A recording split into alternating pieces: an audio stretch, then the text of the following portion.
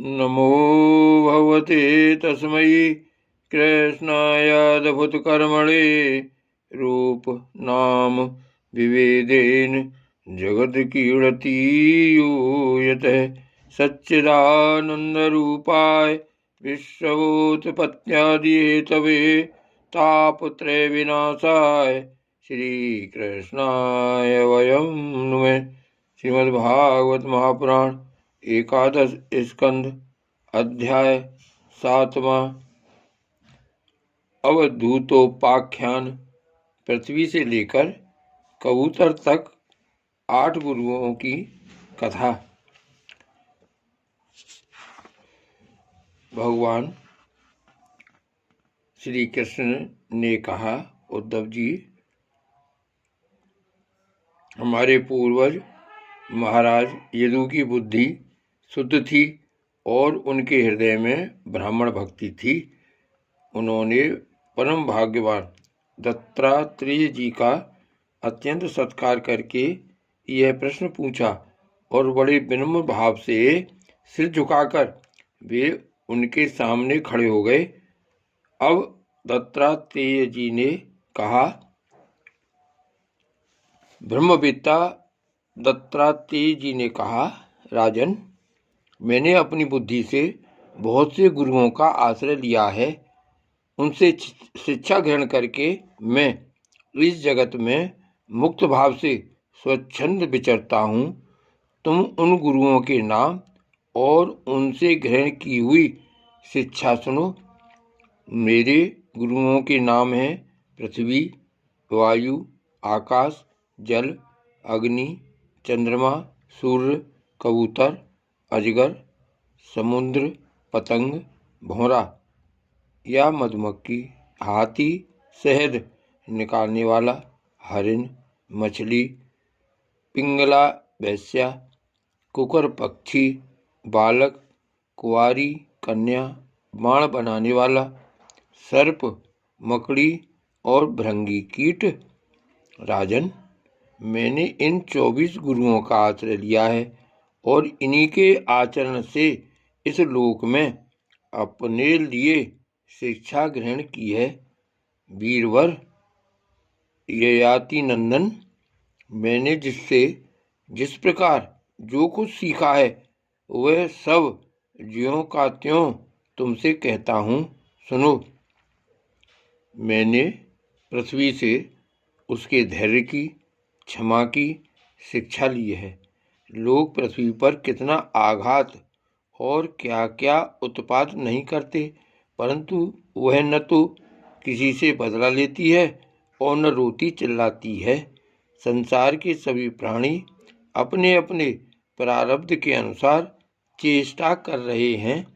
वे समय समय पर भिन्न भिन्न प्रकार से जान या अनजान में आक्रमण कर बैठते हैं। धीर पुरुष को चाहिए कि उनकी व्यवस्था समझे, न तो अपना धीरज खोवे और न क्रोध करे। अपने मार्ग पर ज्यों का त्यों चलता रहे। पृथ्वी के ही विकार पर्वत और वृक्ष से मैंने यह शिक्षा ग्रहण की है कि जैसे उनकी सारी चेष्टाएं सदा सर्वदा दूसरों के हित के लिए ही होती हैं, बल्कि यूँ कहना चाहिए उनका जन्म ही एकमात्र दूसरों का हित करने के लिए ही हुआ है। साधु पुरुष को चाहिए कि उनकी शिष्यता स्वीकार करके उनसे परोपकार की शिक्षा ग्रहण करे। मैंने शरीर के भीतर रहने वाली वायु, प्राण वायु से यह शिक्षा ग्रहण की है कि जैसे वह आहार मात्र की इच्छा रखता है और उसकी प्राप्ति से ही संतुष्ट हो जाता है, वैसे ही साधक को भी चाहिए कि जितने से जीवन निर्वाह हो जाए उतना भोजन कर ले। इंद्रियों को तृप्त करने के लिए बहुत से विषय न चाहे, संक्षेप में उतने ही विषयों का उपयोग करना चाहिए जिनसे बुद्धि विकृत न हो, मन चंचल न हो और वाणी व्यर्थ की बातों में न लग जाए। शरीर के बाहर रहने वाली वायु से मैंने यह सीखा है कि जैसे वायु को अनेक स्थानों में जाना पड़ता है, परंतु वह कहीं भी आसक्त नहीं होता, किसी का भी गुण दोष नहीं अपनाता, वैसे ही साधक पुरुष भी आवश्यकता होने पर विभिन्न प्रकार के धर्म और स्वभाव वाले विषयों में जाए, परंतु अपने लक्ष्य पर स्थिर रहे, किसी के गुण या दोष की ओर झुक न जाए, किसी से आसक्ति या द्वेष न कर बैठे। गंध वायु का गुण नहीं, पृथ्वी का गुण है, परंतु वायु को गंध का वहन करना पड़ता है। ऐसा करने पर भी वायु शुद्ध ही रहता है, गंध से उसका संपर्क नहीं होता।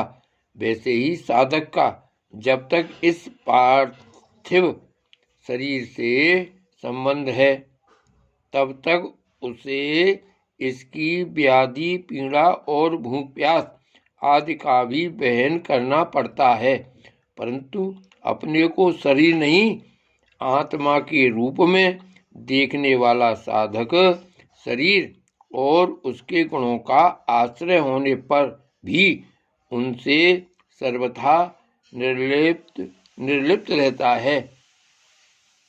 राजन, जितने भी घट, मठ आदि पदार्थ हैं, वे चाहे चल हों या अचल, उनके कारण भिन्न भिन्न प्रतीत होने पर भी वास्तव में आकाश एक और अपरिच्छिन्न अखंड ही है। वैसे ही चर अचर जितने भी सूक्ष्म स्थूल शरीर हैं, उनमें आत्मा रूप से सर्वत्र स्थित होने के कारण ब्रह्म सभी में है। साधक को चाहिए कि सूत के मणियों में व्याप्त सूत के समान आत्मा को अखंड और असंग रूप से देखे। वह इतना विस्तृत है कि उसकी तुलना कुछ न कुछ आकाश से ही की जा सकती है।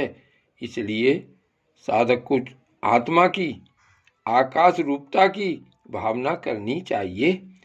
आग लगती है, पानी बरसता है, अन्न आदि पैदा होते और नष्ट होते हैं, वायु की प्रेरणा से बादल आदि आते और चले जाते हैं।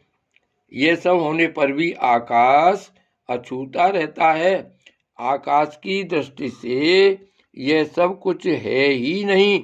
इसी प्रकार भूत, वर्तमान और भविष्य के चक्कर में न जाने किन किन नाम रूपों की सृष्टि और प्रलय होते हैं, परंतु आत्मा के साथ उनका कोई संबंध नहीं है। जय श्री कृष्ण।